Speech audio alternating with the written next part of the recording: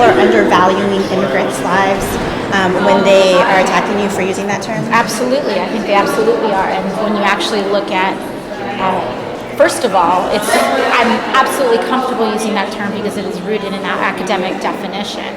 Oftentimes when people, when the term concentration camp is evoked, what people think of are extermination camps. They think of Auschwitz.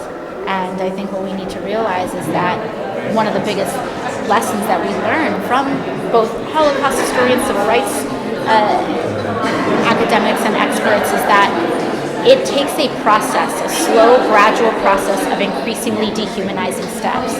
And once you have convinced an electorate or once you have convinced a community that a certain group of people are bad or less than, it justifies and it allows people to feel more comfortable with the dehumanization and the dehumanizing acts and the violation of their rights.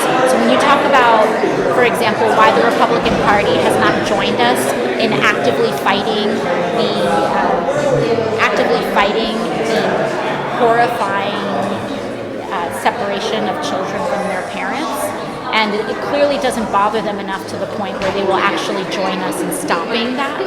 I think that we really need to really take a look at why that is, and I think part of it is because of the dehumanizing rhetoric towards immigrant communities.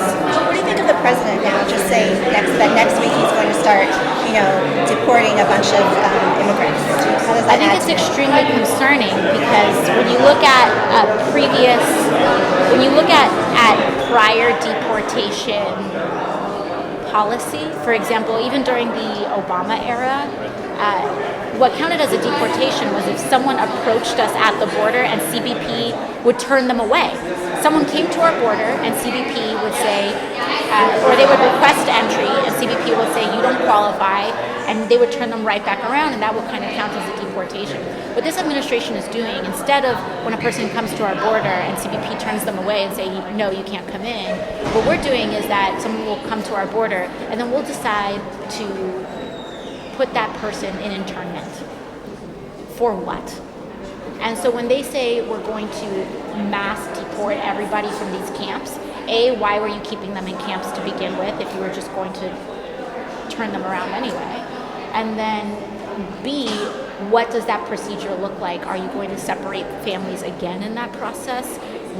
There's little to no oversight in this, and what we've seen in the past is that when this administration decides to embark on a mass policy concerning immigrants, they botch it, they violate human rights, and people often die in the process. What do you think of Liz Cheney's comments? Do you think Liz Cheney's comments on Twitter were speaking down to you when she said she was trying to educate you? Of course they were, and the ironic part was that she used an extremely offensive term.